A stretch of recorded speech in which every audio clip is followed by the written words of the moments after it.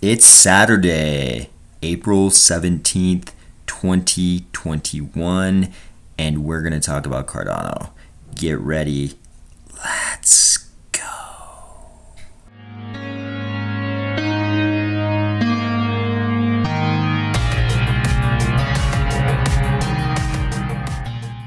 Item number one, we now have a place where we can see all of our Cardano NFTs in one place. It's called NetCraze, NetCraze Gallery, NetCraze, no, NFT Craze, NFT Craze, obviously NFT Craze, not NetCraze, NFT Craze Gallery. You can see all of your Cardano NFTs in one place. Is it good? Is it bad? I have no idea. Does it even work? No idea. But there is a place where you can see all of your Cardano NFTs in one place now. NFT Craze looks like it is available on Android on the Google Play Store. And still, world champions of blockchain GitHub activity, Cardano. Looks like 450 commits this week. I know what you're thinking. Hey, Army of Spies. A commit does not necessarily mean anything, blah, blah, blah. I make 20 commits every second in my GitHub. It doesn't mean anything. Yeah, but it does mean something that we're always on top. We are always on top of this list. No one can dethrone us. We are the GitHub champions. And even if you think, hey, just changing one tiny thing that's completely irrelevant could be a GitHub commit, I don't care. I'm happy to see us on top. And these other blockchains can dethrone us as the all-time GitHub activity champion whenever they want, but it hasn't happened so far. Good job, IOHK and Emergo. Okay, something a little bit more serious. Dogecoin flipped us today. If you don't know what I mean by that, I mean that the market cap of Dogecoin for a period of time, not today, you're probably listening to this on Saturday. Yesterday, Dogecoin flipped us. Their market cap exceeded our market cap for a period of time.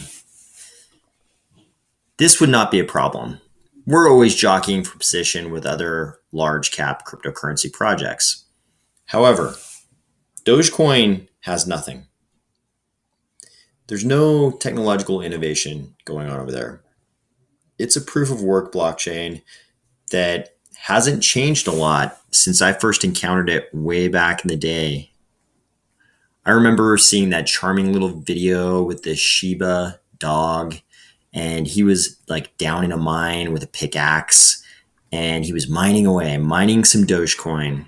And then he jumped on like kind of like a rocket, and he was riding through space, had this really infectious music, very cute. And it made me want to buy some Dogecoin because it seems so harmless and positive and nice. And that's the way their community was too. They were very happy, constantly saying that one Doge equals one Doge. It's like no matter how much the price of Doge didn't go up, they didn't care because one Doge equaled one Doge, right? They didn't care how much it equaled in Bitcoin. They didn't care how much it was in dollars, euros, yen, pounds. They didn't give a damn, and I admired that. But I did not buy any goddamn Dogecoin. Reason being, there was nothing there. There was a very positive and happy community, who I admired for their positivity and their commitment and their camaraderie.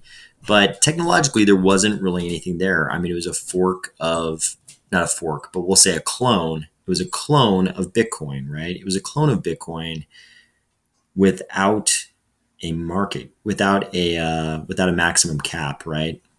So it's like there was never going to be a hard cap. At least this is my view of Dogecoin at the time. I obviously haven't followed it all these years, but there was no talk of a hard cap. They were just going to keep issuing Dogecoin, and there wasn't really any technological innovation going on.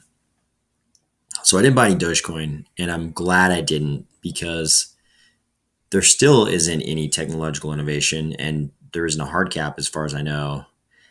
And Charles did a video today, which is why we're on this page. Charles did a video talking about the Doge bubble.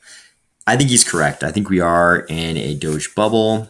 And today I watched it kind of like peak out and then start to drop back down. Who knows by the time you listen to this? It could be that Elon Musk comes out with a tweet to re energize everybody and Doge starts going back up again. But the fact that Doge reached the valuation it did is not the important part. The important part that we should all be concerned about is that regulation is born of perceived manipulation, right? Perceived manipulation in markets. And one of the sort of indices of that, at least in our case, one of the indices of that will be a bubble forming for no reason, it getting gigantic, and it popping, and a lot of retail investors losing their money.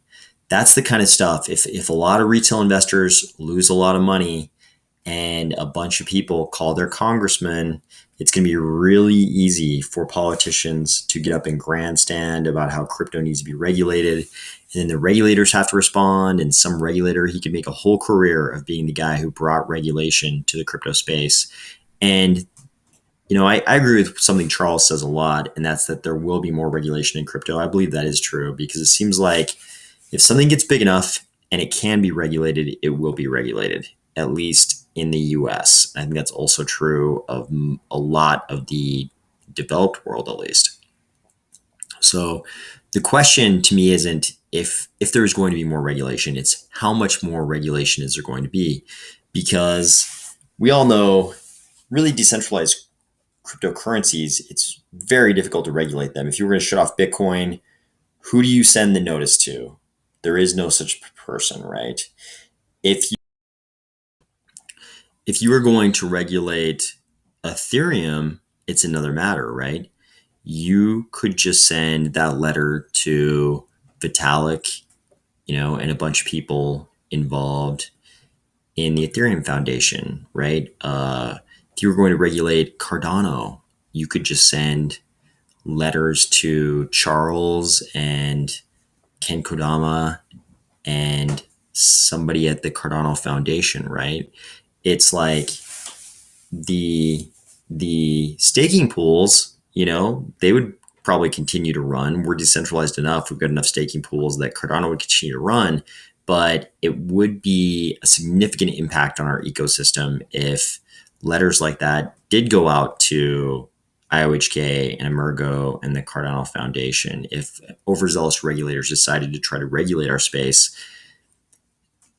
they could make it difficult for those three organizations to finish all the stuff on their roadmap, right? They could slow things down a lot. And we don't really want that, right?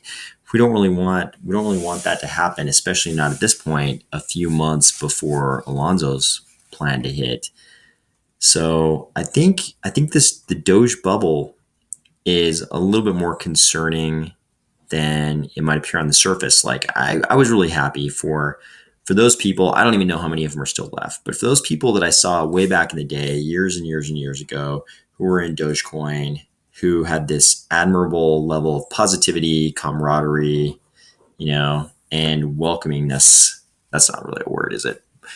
This very welcoming nature to them. Like if I'm sure some of those people are still hodling Dogecoin, and their net worth definitely went up in the last week. Super happy for those guys, but I think there is a very real danger if the valuation of Dogecoin, goes down, like 50x or something like that, then there could be a lot of retail investors left holding bags of nothing. And that could cause a severe regulatory backlash. So I hope we see a gradual deflation in that bubble where retail investors have plenty of time to get out. I'm afraid we may not, but I would love it if we saw a gradual deflation in that bubble. Do I think chances are good that will actually occur? Not so sure about that. At this point, all we can do on that front is probably cross our fingers and hope for the best. It there's a good chance we may not have a super great outcome on that one, but we can hope for the best. I guess that's all we can say about that. Anyways, I hope everybody is having a great Saturday. I hope you did something fun last night. It was Friday night. Hope you went out and drank a lot of whiskey. And by go out, I mean probably stay in your living room with your significant other or by yourself and drink a lot of whiskey. Hopefully, you got something awesome planned for Saturday. If you didn't do anything last night, I hope you are going out and enjoying spring wherever you are and that it's beautiful and sunny, all that good stuff. I think I'm going to have a great weekend. And with that, I will see you tomorrow.